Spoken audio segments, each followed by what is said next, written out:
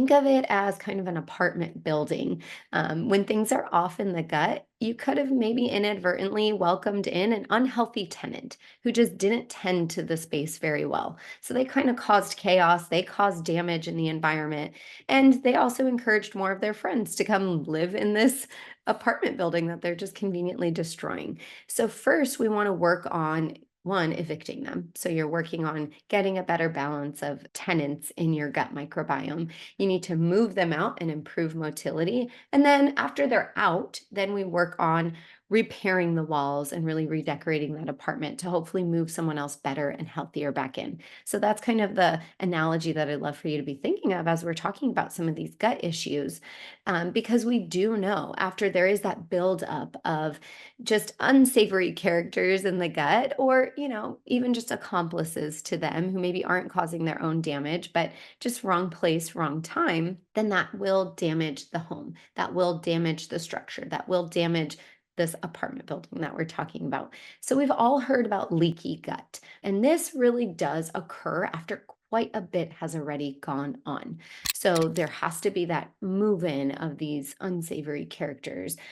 They're then usually going to not just feed on what you're feeding on. So they'll not just feed on your food, they'll also then start to say, ooh, there's this beautiful, rich layer of mucus that lays in this structure, right? The apartment insulation is really, really fruitful for me. So maybe if I start ripping it out and selling it or consuming it, it's going to help me in some way, shape, or form. So they will actually start eating up that protective layer of mucus that we all have that lines the really thin skin in our gut. I think people think of the gut as a muscular organ. They imagine in their minds a heart or a liver, and they see this very dense muscular organ. That's not your gut. So make no mistake about it.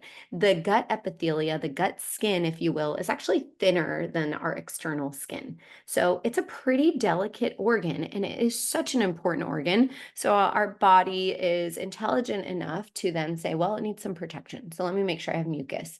But again, when it's overrun with those bugs that maybe shouldn't be there or just are unhealthy types of bugs, they'll start to say, okay, well, I need to get to the innards. I need to really do my thing and cause some damage. Let me just break down this mucus barrier. And inevitably, as we start to break down the protective barrier, then the walls themselves begin to get damaged. And as that happens, we've all heard of leaky gut. It's called intestinal hyperpermeability. And we do know that this can be temporary. So studies do show that even after one meal that's very rich, very high in saturated fats, or after one extremely intense spurt of exercise, after a very intensive, stressful day, or if you're suddenly inoculated by too many microbes, maybe you got food poisoning or gastroenteritis, that can cause leaky gut in just one day.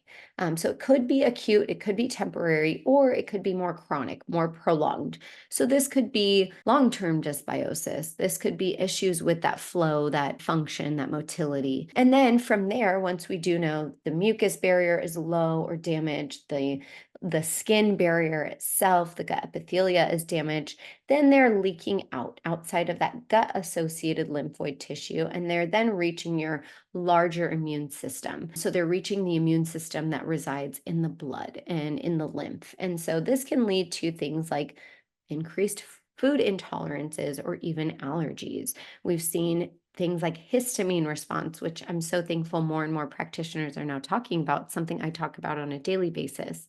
It's going to really alert the nerves that are surrounding that gut. And so one could then have more what's called visceral hypersensitivity. Those nerves are just more sensitive to, oh, there's inflammatory bugs here. There's more bloat, there's more gas, there's more changes here.